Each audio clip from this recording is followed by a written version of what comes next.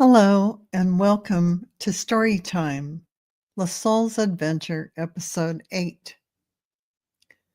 Lesoul heard a light rapping on her door at dusk, and she realized it was Tom waking her up for the sunrise on the porch. She jumped out of bed and stuck her head out, saying she'd be right with him. She was truly excited, and she could smell the fragrance of freshly brewed coffee wafting into her room, which sounded heavenly to her.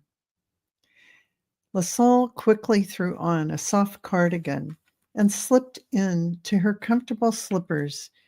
She splashed a bit of cold water on her face, brushed back her hair, and rushed to the door with a gentle, thrilling flutter in her chest. Opening it quietly, she saw Tom waiting for her at the end of the hall, holding two steaming mugs of coffee. The warm, earthy aroma made her smile even before she took a sip. "Good morning," he said softly, voice hushed in the early light. He returned her smile, eyes reflecting a tender warmth. "Good morning," Lesoul replied, her own voice a whisper.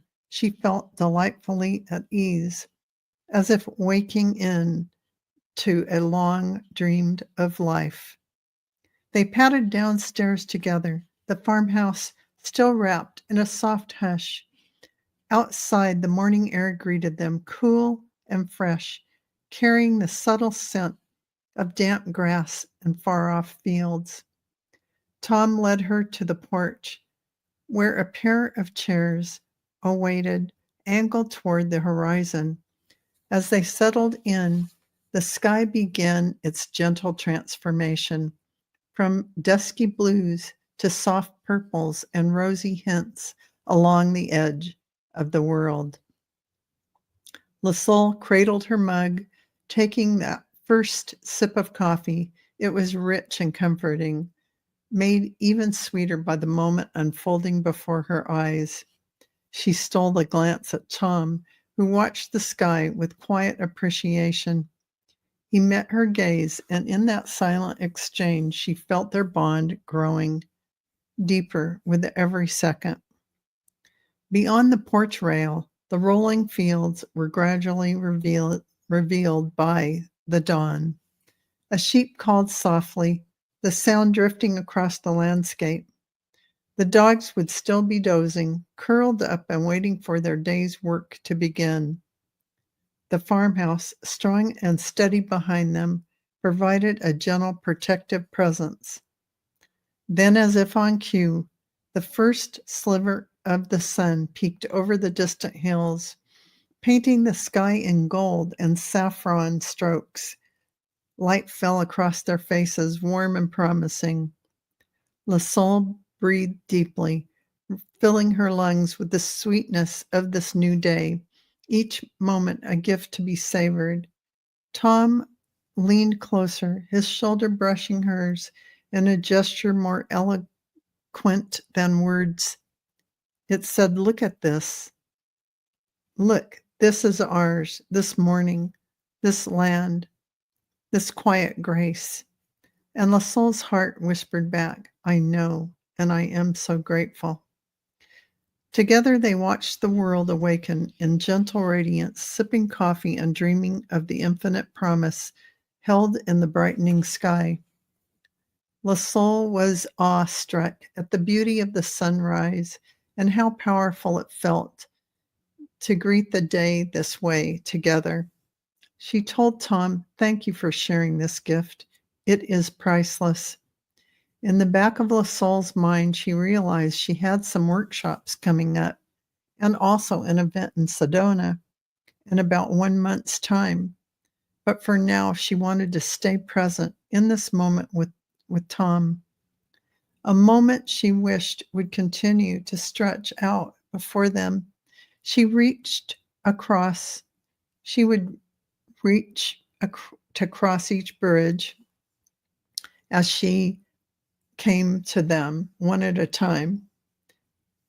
So Tom turned to Lesoul, catching the thought doubtful look on her face. He sensed something flickering behind her eyes, perhaps future responsibilities, things left undone, or plans that would eventually call her away.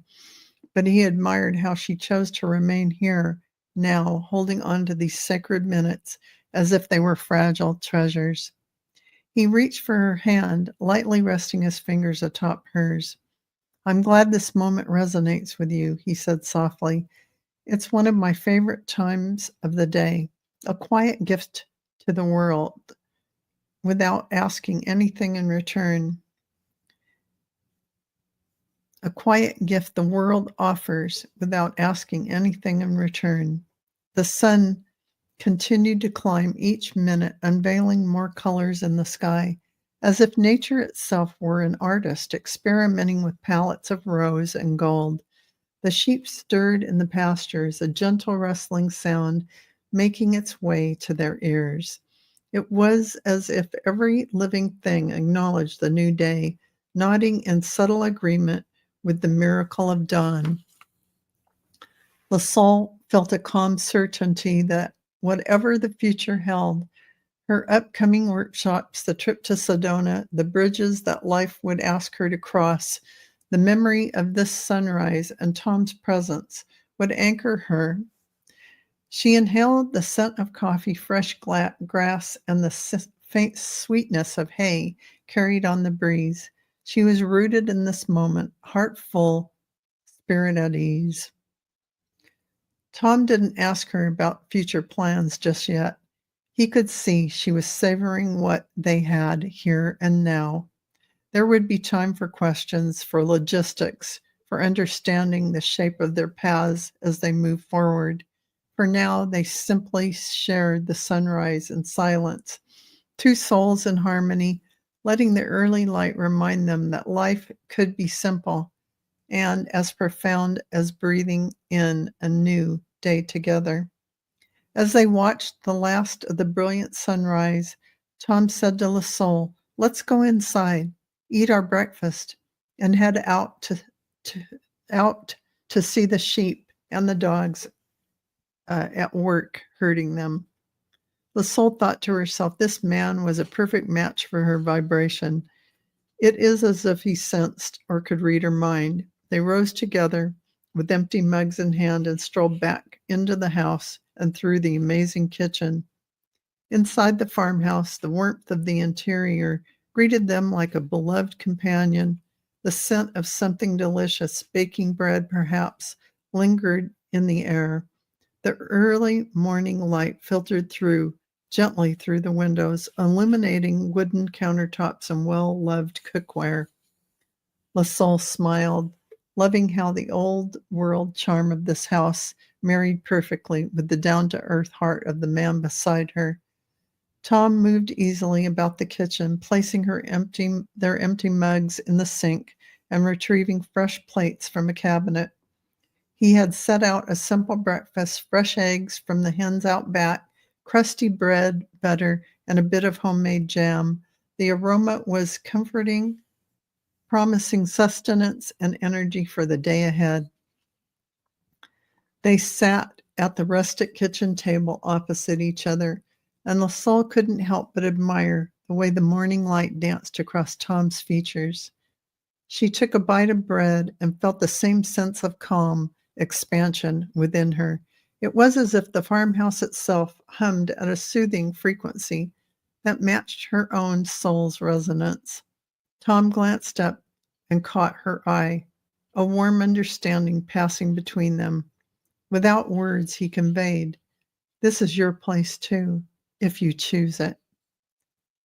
Here you are welcome." Lesoul felt a surge of gratitude for him in this moment, for all the unexpected turns that had led her here.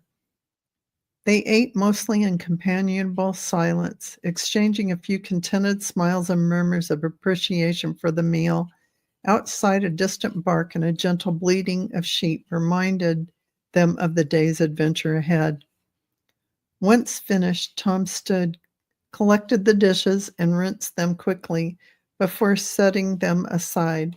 He took her hand guiding her back through the hallway and toward the door that would lead them out into the fields. Lesoul's heart fluttered with anticipation. She had never seen skilled working dogs herd sheep before, and now she'd get to witness it in this very place that felt like a page from a cherished storybook. Every step taken with Tom felt like an affirmation, a gentle yes to everything unfolding. As they stepped outside into a crisp, bright day, she knew that their journey here, both inner and outer, was only just beginning.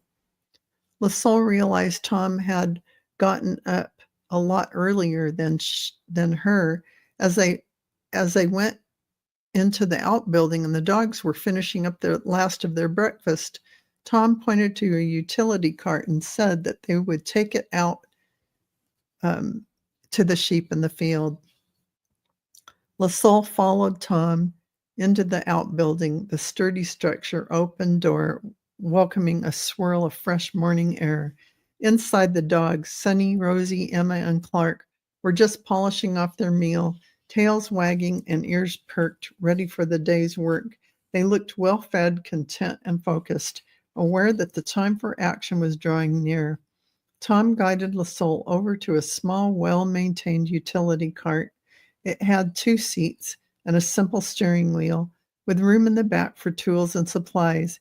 He patted the side of it lightly, grinning in a way that suggested both pride and affection for his faithful vehicle. "We'll take this out to the east pasture," he explained. "It's a bit of a walk, and I thought this might give us a more comfortable ride. Plus," he added, winking playfully, "you'll get the best view as we approach the flock." The dogs hopped up and circled around them, clearly familiar with this routine. Sunny nudged at Lesoul's leg gently, as if to say, "Come on, let's get going." Rosie bounded a step ahead, eager and bright-eyed. Emma waited patiently by Tom's side, and Clark stood by the cart, tail held high, surveying the scene as though ensuring everything was in order. Lesoul felt her heart lift. The day had begun in such a peaceful way. Sunrise, a quiet breakfast, the warmth of the farmhouse, and now they were off to witness the dogs doing what they did best. She could hardly wait to see them in action, to watch Tom command the team with deft whistles and words, guiding the flock with centuries-old methods passed down through the land. She climbed into the passenger seat, and Tom took the driver's side. With a gentle hum, the utility cart started up, rolling out of the outbuilding and into the soft light of mid-morning. The dogs trotted alongside, sometimes ahead, sometimes behind, like a small escort, ensuring their path was clear. Lesoul's hair, stirred by the breeze, felt a quiet sense of wonder humming in her veins. Every moment here brought new sweetness, a reminder of nature's gentle power and the harmony that comes from living close to the earth. As they headed toward the pasture, she reached out and touched Tom's arm, a small gesture of gratitude. He turned, smiling, and in that look, they both acknowledged the rightness of this day, of being exactly where they were together, following life's gentle currents towards something sacred and true. After about 10 minutes of driving along the well-worn path, Tom rounded the bend in the road. Lesoul was struck by how breathtaking the view of the valley below was. As she was momentarily distracted, she realized she was hearing the sheep, and with one more bend in the road, she saw a sight to behold, the golden rays of the sun shining down on the flock and the green grasses of Scotland's hill country. She noticed Sunny, Rosie, Emma, and Clark getting into position surrounding the sheep. The utility cart slowed slightly as Tom navigated the gentle curve of the path, bringing them into full view of the valley. Lesoul could scarcely breathe for a moment, caught between the striking beauty of the scene and the thrill of what unfolded before her. The land dipped and swelled into the lush hills, green as emerald, and the flock of sheep dotted the landscape like pearls scattered on velvet. The morning sun draped everything in a gentle golden glow, the light filtering across the valley in broad, warm brushstrokes. Tom brought the cart to a halt at a slight rise, giving them a vantage point that felt almost like a painting come to life. Lesoul leaned forward, bracing her hands on the cart's edge, her heart full. She could see the dogs now, each one moving with purpose, taking their positions with practiced grace. Sunny positioned herself to the far side, calm and watchful, while Rosie trotted toward the left flank, bright-eyed and alert. Emma quietly settled opposite Rosie, anchoring the other side of the flock, and Clark, ever the clever one, took up a spot near the front, poised to guide or turn the group as needed. None of the dogs barked without reason. Instead, they moved silently at first, responding to subtle signals from Tom, who stood beside Lesoul, a gentle hand on her shoulder as if to say, "Watch this." Every shift of his stance, every soft sound he made, seemed to convey the meaning to the dogs. They read him easily, as though he were tapping into an ancient language of rhythm and understanding passed down through the generations of herders and faithful companions. The sheep, sensing the dog's presence and Tom's guiding influence, began to shift and flow as a collective, like a living river of wool moving in gentle currents across the pasture. The soul felt tears prick at the corner of her eyes, overcome by the quiet harmony of it all. Human, dog, and sheep working together under a kind morning sun, sculpting the landscape with their movements and shared intent. Tom looked down at her, his eyes reflecting her awe. This, after all, was the life he cherished, now offered freely to her eyes and heart. "Beautiful, isn't it?" he said softly, and the soul nodded, speechless, feeling the truth of that word echo through her very soul. Tom explained that the whistles tell the dogs principally 5 things: go forward to the left, go forward to the right, come back, which is going left or right around the sheep, and stop where you are. There are other commands such as slow and fast, but these are the 5 main ones, he said. With these whistles, I can tell them where I want them to go and what I want them to do, moving them like chess pieces, and thus moving the sheep. If I'm moving 2 dogs in different directions, each dog has its own individual whistles for each of the commands. Lesoul listened intently, fascinated by the subtle language and coordination involved. She leaned closer to Tom as he spoke, absorbing each word like a gentle revelation. In the valley below, the dogs performed a quiet ballet, guided by Tom's invisible baton. It was extraordinary to think that a few carefully pitched notes could direct these intelligent creatures so precisely.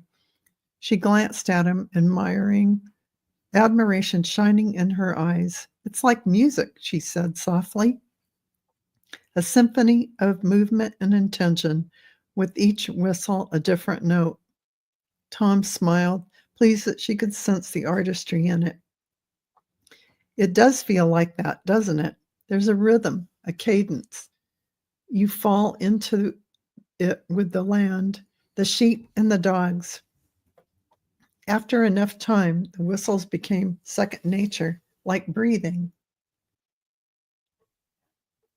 The dogs anticipate your patterns, and you learn to predict theirs. It's teamwork at its purest." A gentle breeze rustled through the hills, carrying distant echoes of soft bleating and the rustle of grass. Lesoul watched as Sunny and Clark repositioned to turn a small subset of the flock, Emma and Rosie closing in just enough to maintain gentle pressure without startling the sheep. The ease and grace of it struck her as deeply spiritual, nature and human effort woven together into a quiet pastoral dance. It's so seamless, she breathed, the voice hushed with awe. It makes me wonder how long it took you and the dogs to learn this language you share. Tom squeezed her shoulder gently, his gaze lingering on the scene below. A good while. You learn through patience, observation, and love. That's the essence of it. The dogs want to please, to work. The sheep want to feel safe and guided. And I stand in the middle, helping everything find its flow. Over time, you find your rhythm together. Lesoul nodded, her heart full.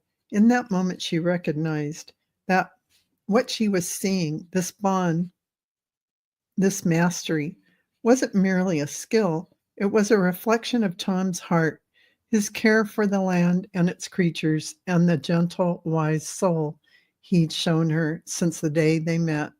Here, under Scotland's bright morning sky, she understood even more why she felt so at home with him. After several hours of moving the sheep to the northern pasture, Tom said to Lesoul, "How about we break and go home and eat lunch?" Lesoul smiled and nodded in agreement, her stomach rumbling. Tom whistled for the dogs to follow, and when they'd reached the outbuilding again, Tom parked, helped Lesoul step out of the cart. "I always feed the dog afterwards," and he proceeded to mix together a formula he kept in the refrigerator of the outbuilding, explaining, "I like to give them a high protein and vitamin rich diet." After the dogs settled into their food bowls, Tom took Lesoul's hand and they walked to the farmhouse and up the steps. Tom opened the door and Lesoul was hit with the fragrance of mouth-watering food. She thought Tom's housekeeper must have cooked them lunch. As the farmhouse door swung open, Lesoul paused at the threshold, savoring the enticing aroma drifting from within. It smelled of roast vegetables, perhaps savory pie, and fresh herbs, thyme, rosemary, maybe a hint of sage. Her stomach responded immediately, a pleased rumble underscoring her delight. She cast Tom a grateful glance, and he grinned back, clearly pleased that his housekeeper, Morag, had anticipated their return. Stepping inside, Lesoul noted that the midday light had shifted, bathing the interior in a soft golden glow. The table in the kitchen was set simply but elegantly. Sturdy earthenware plates, a warm loaf of bread wrapped in a cloth, a small pitcher of butter, and two glasses ready for what looked like fresh pressed juice. Tom guided her over to the table, pulling out a chair for her with easy grace. "Morag's a bit of a wizard in the kitchen," he said with a fond chuckle. "I'll wager she knew exactly when we'd be back. She has a knack for timing things perfectly." Lesoul settled into her seat, taking in the warmth of the room. The fire from earlier had mellowed and into glowing embers, and the gentle hush of the farmhouse walls offered a comforting, timeless embrace. She noticed a dish of roasted root vegetables, their color caramelized on the edges, and a pie with a flaky crust and a savory scent promising richness inside. "You two must be hungry," came Morag's cheerful voice from the kitchen door. She entered, wiping her hands on a patterned apron. Her smile was genuine, her gaze bright and friendly. "This should keep the chill off and give you strength for the rest of your day." "Morag, this looks incredible," Lesoul said softly, meeting the woman's kind gaze. She could sense the care and tradition that infused every dish. This was soul nourishment as much as it was physical. Tom helped dish up servings, and as they began to eat, Lesoul savored each bite.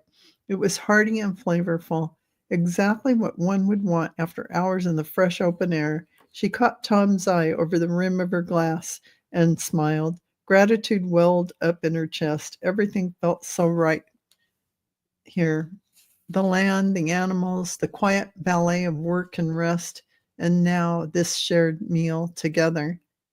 They ate mostly in peaceful contentment, exchanging occasional comments about the sheep, the dogs, performance that morning, or the beauty of the northern pasture.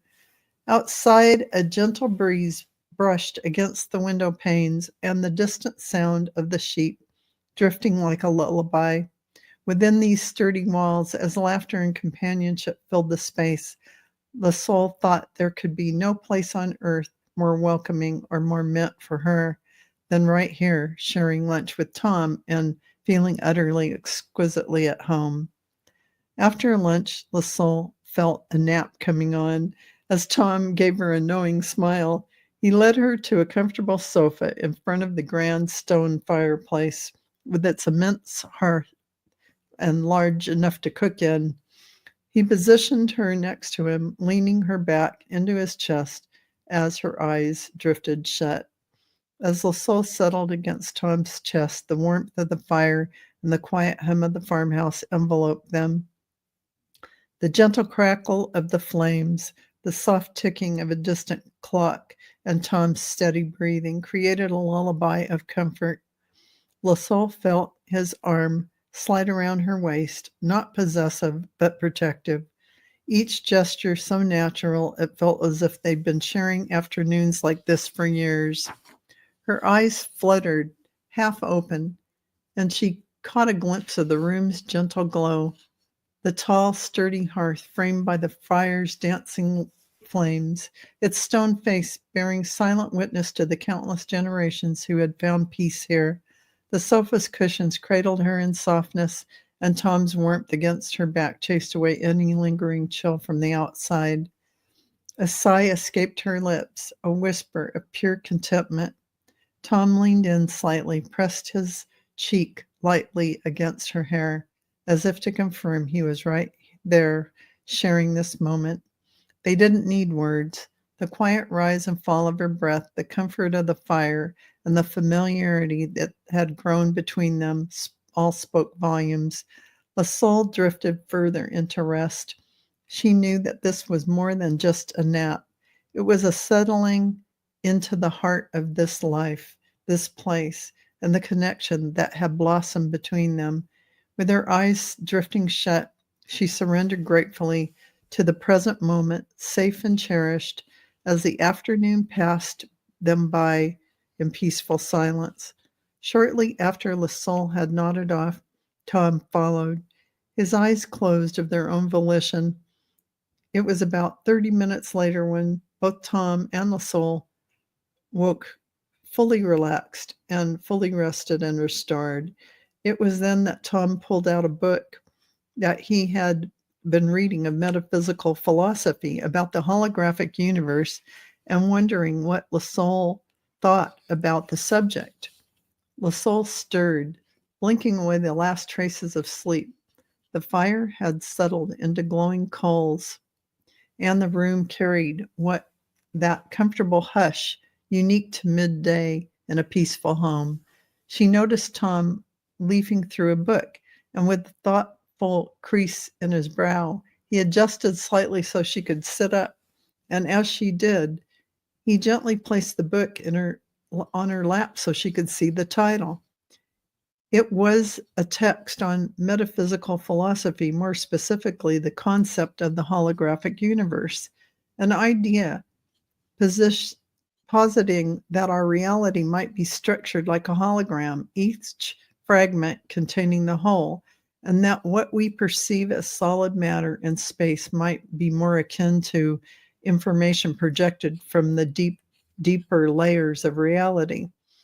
I've been exploring this, Tom said quietly, nodding to the text. It suggests that our universe isn't just random matter floating in an empty void, but something intricately interconnected, patterned, and potentially illusionary or illusory. It's a fascinating thought that we might all be part of a cosmic tapestry woven from layers of consciousness and energy. I'm curious, what do you think of all this? Lesoul's eyes lit with interest. She ran her fingers over the book's cover, feeling a subtle thrill at being invited into Tom's inner world of ideas. She took a moment to gather her thoughts, remembering her own explorations into consciousness and reality. I love it, she began softly. The notion that we live in a holographic reality resonates on many levels. If we are indeed multidimensional beings having a human experience, then maybe what we call the physical world is just a projection, like a beautiful, complex illusion designed so we can learn, evolve, and understand ourselves more deeply. She paused, choosing her words carefully. It means that everything, every person, every event might be connected, each containing aspects of the whole. Imagine that. No true separation, only the appearance of it. If that's true, then we are all more powerful, more creative, and more significant than we've ever imagined. Our thoughts, intentions, and actions would influence reality, not just on a personal scale, but potentially on a universal one. Tom watched her as she spoke, admiring the ease with which her ideas flowed. It would explain synchronicities, he added, and why certain places, people, and events feel destined. If we're pieces of a hologram, each containing the entire image, then meeting you could never be random, he smiled, a thought softening in his gaze, a thoughtful softening in his gaze. We're both part of the same cosmic dance. Lesoul returned his smile, moved by the shared perspective. Exactly. It suggests a profound intimacy underlying existence. That's what's beautiful about it. We can live with more awe, more respect, and more kindness, knowing that nothing is truly separate or meaningless. They fell silent for a moment, the weight of their words settling comfortably around them. Outside, a breeze rattled a window pane, and within, the farmhouse seemed to listen quietly, as if it too were aware it were part of this grand design. Gently, gently, Tom placed a bookmark to hold the place in the text. I'm glad I asked, he said softly. You've given me more to consider, and it's wonderful to share these ideas with someone who understands. Lesoul took his hand in hers, giving it a gentle squeeze. It's wonderful to explore them with you, she said, warmth filling her voice. This conversation, this connection, it's exactly what makes the holographic idea so appealing. If we're each a fragment of the whole, then every meeting is a reunion and every exchange helps us remember who we are. I'm so thankful to you, Lesoul, for choosing to be here with me on this amazing adventure we've begun. There is so much to talk about, and yet I don't feel the need to fill the quiet. It's so comfortable with you. And that ends episode 8 of Storytime, Lesoul's Adventure. Hopefully, you're all asleep. But if you're not, like, subscribe, and leave a comment if you'd like. And those who are asleep, I'm just going to say a very low nighty night.